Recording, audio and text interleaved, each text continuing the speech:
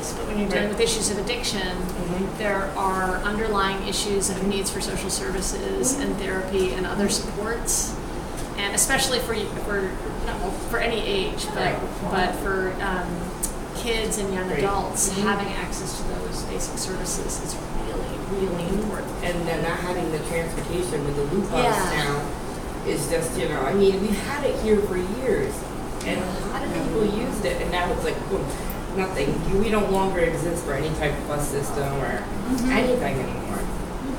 So yeah. Do other people have, just as long as we're talking about sort of therapy and issues? Right. Well, I guess the Social Security office in Kingston has been closed. I don't know, it closed. It's not available. Yeah. So if someone wants to go to Social Security, they have to go to Poughkeepsie or Hudson. And expect to wait. Exactly. And you might have to wait 2-3 months to get there. To get an appointment. If you have an emergency thing, they give you a ticket, you see somebody that say, "Oh, come back here on a later date of like October 14th," and it's September. I'm like, I can't wait a month and a half. Yeah. So Andrea. Andrea. Okay. I'm Zephyr, I apologize so I was called back for an emergency, but I was able to work it out. Do you want to introduce yourself too? Oh, I'm Andrea Raplansky. I live in Rhinebeck and I'm a committee person. I've been active in politics my whole life. So.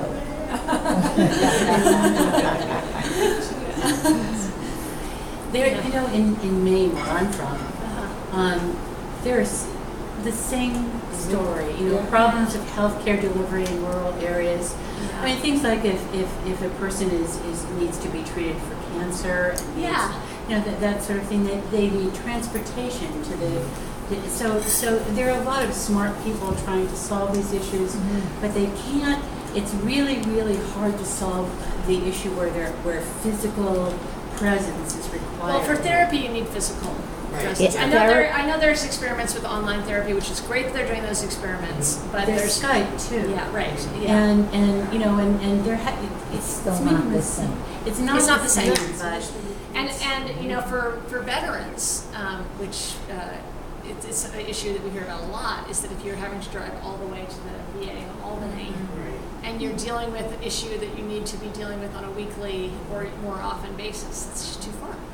So But the clinical model is something that I'm really interested in across the board, whether it's for dental or for, having, even if those clinics don't provide a full range of services, clinical models are really successful. In fact, it's some of the best parts of the recent changes in healthcare is the support for more local clinics. That's a tough one in terms of getting federal support for, but the stories, your story is heartbreaking. I'm just saying, for a mom, like you say, for women, school, healthcare, that's What about, I know they've done this on a very limited basis of, how we used to have the library would come to the community?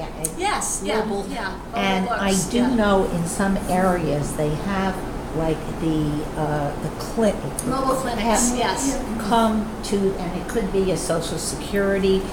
And I don't know what the finances are, but I'll bet it wouldn't be as, certainly if you don't have to equip it with, ultra medical situation, for medical situations. A Social Security, say, for instance, or social services. That doesn't require that much. You drive, you have a little van thing, you set up exactly. Rob, we should figure out why the Social Security office closed. Yeah, what do you say? But they used to have, years ago, I don't know if you remember, but they used to have a dental van. Yes. To come. And that was great because at that time there wasn't that many dentists around. And then you could get your kids' teeth done quickly for school and everything. But then they got rid of that. They stopped that. And that was a great thing with the dental van. That was amazing. Is that a county? That was county. I think it was run through Hudson Valley Health. But can I interject please forgive me. I can't help it. I look at everything with a political point of view. Yes. Because I have to say that most of our states are not coincidentally run by Republicans now. Most of our county governments are run by Republicans now, and they're the ones who decide where the money and services go. So as a result, your loss of services are because we have Republicans running the county. And then the problem becomes, how do we educate women that if they don't come out and vote, this is what The impact is no local services for a kid who's gone through something that desperately needs. I think a lot of it's just, I think a lot of it, this area is the low income, and we have a huge amount of Spanish-speaking people in this area. I mean, probably far more than you people really realize. I mean, I would say probably 40% of the kids in my son's school right now, he's in first grade, is Spanish. Where does your son go to school? Cold Springs. Okay. Well, now he's going to the big school now. Okay. So I'm so sorry, he'll yell at me, but yeah. We won't tell. He's going into second grade, right? But I think a lot of them are Spanish speaking too. But so politics is really important, and when I am, I'm hoping to be successful next week. I want to talk about. We can talk about next week, but also. If I win your support next week and end up running against John Faso, talking about these very real things that are affecting people's lives that the federal government has to be. Do you have your? I just want to add that in addition to included in the accessibility to health, it's really accessibility to healthy food. Yeah. Because there was a study done in Ulster County where the public buses go to the convenience stores, right, which has the most healthy foods, but people can't get to really good foods. Now, one good thing is, I know in Kingston they're developing, these, healthy food eating stores, but it's just really there. It's very localized, and I think it's a problem that people have really tried to address, but it's just one of those things that we just can't get a handle on. And, kids are just hungry, so. And that's like a lot of kids, like my thing is a lot of kids in the summer, my kids get free breakfast and lunch. Around here there's nothing in a summertime for a free breakfast or lunch. I mean that's not a big issue, but that is. No, it is a big issue. 95% of all the kids in Pine Plains school get free or reduced lunch. That's a high percentage. But then school is out. Yeah, and then what do you do for the summer? I've heard a lot about the sort of the summer problem. The summer is actually a lot harder on families. It is. Because if you're working, you have no daycare. There's very few free camps or anything like that, and then you have to worry about breakfast and lunch that they were eating at school. One thing that I do hear a lot about, which affects women in different ways, is home health care. And home health care for elderly. Why you laugh? my father. Right, because often, and I think there's a little more attention to this now, but women overwhelmingly not only take care of are the primary caregivers for children, And your parents. but the primary caregivers for for their parents. And if the situations that are so hard are where either it's hard to find or keep home health care because underpaid, undersupported home health care services, transportation systems are really hard. I've certainly picked up plenty of people from the train station at Dover Plains walking to their job to be in home. But it affects women all different ways. Right. And there's sort of both the home health care providers tend to be women. And then if really paid. I'm a home health. Oh, okay, so all right. So tell me your experience. Well, I take care of a lady. My problem with that is because she has Medicaid, she's only allowed a certain amount of time. And that's it. And having dementia, she needs You have the access hardest. You have such a tough job. 24 hours. Yes, 24 hours. But they won't pay for that. She's not. She can't have it. They won't pay for it. That's So just like if you're talking to, imagine you are on the floor of Congress telling Paul Ryan, how it really is. Can you just describe your job? My job is very hard. Very hard. I see them coming, I lose them, you know, because they can't get the care that they really need. Yeah. You know, Medicaid only pays for so much. Even maybe 3-4 hours a day when they probably need a lot more than what. How many hours a day are you able to? I do 2 hours, 2 days a week, right now. And that's it for her care? For one lady. For one day. But there, And she has dementia. She's gotten lost. We take knobs off the stove. It's sad. You know more. I mean, you just said take knobs off the stove. These are the stories that we need to be telling because she is not in a position to be alone, but she gets 4 hours a week. That's it.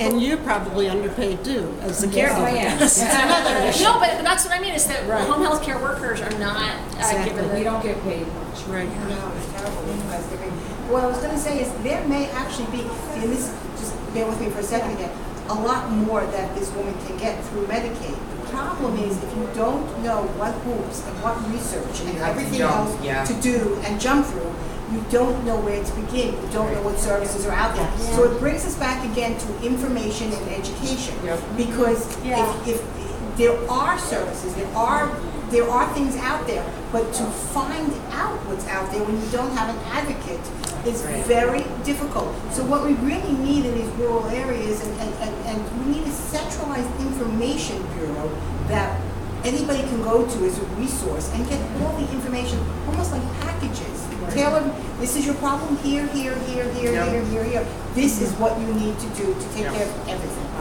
One of the things that I'm really interested in is what are the ways in which we can support public libraries and other existing public institutions to do some of this work. I mean, the public libraries. Yes, The exactly. libraries will do. What? The libraries will do. Libraries, exactly. I mean, that's a great resource. Yeah. But, And we're in Eleanor Roosevelt land, so we should be supporting our public libraries. but that it takes support. It's not like overtaxing already overtaxed work. But what are the existing institutions that connect people? Because, I mean, you must see this all the time. Sorry, it's Mindy or Cindy. Yeah. That one of the things that I really feel is the incredible isolation. That there's so many people, the incredible isolation of so many people in this throughout the 19th Congressional District, 'cause it's a rural district. And where are the places where community does come together that we can support, that already are a source of community? You know, when I was growing up, it was the dump on Saturday morning, and the general store, and then, you know, local community groups. But where are those groups? Because I think a lot of people feel really shut out, and you especially must see that. Yes, I do. Zephyr, you know, another thing that's in every community is a school, Right. right? And the schools are a resource that are also being underutilized. Yep. That you could do healthcare out of schools, you can do daycare out of schools, but Lisa's right, you have to have the resources. And if government is saying, you know, we don't have any money right now for you, then that's what's wrong. That's exactly what's wrong. There's some of you have heard me talk about this before, but there's a politics of scarcity that some people like to push.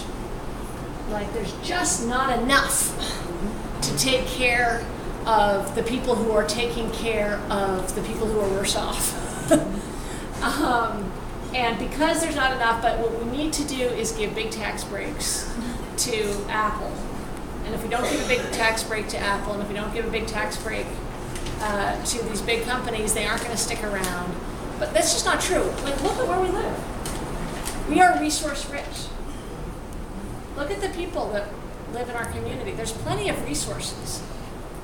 We don't have to be beggars. And so I believe that there's abundance. I believe that there's extraordinary resources. It's our politics that are the problem, not the people or the resources. And so we should have to reject this idea that, you know what? We just can't take care of people. Because that's just wrong. You know, Zephyr, Yeah. my sister is a geriatric social worker. Yeah. And I probably send her 3 or 4 people each month who just in crisis mode.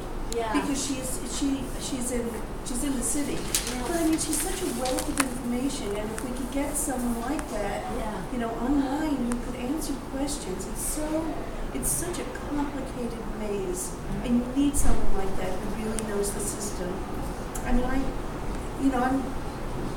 I'm fine now, but I must say that there is this internal sense of vulnerability at aging, and At what age? at aging. Yeah. I mean, it's just, you know, it's like the system makes you feel like you're just not going to be protected. And Rob, are you recording some of this? We'll ask you. I got notes. But it's just, yeah, can you send me a copy? I guess, yeah. Okay. No, I wanted to just piggyback what you were saying about getting the information out there. There's another step that has to be involved. Because, for instance, you send somebody to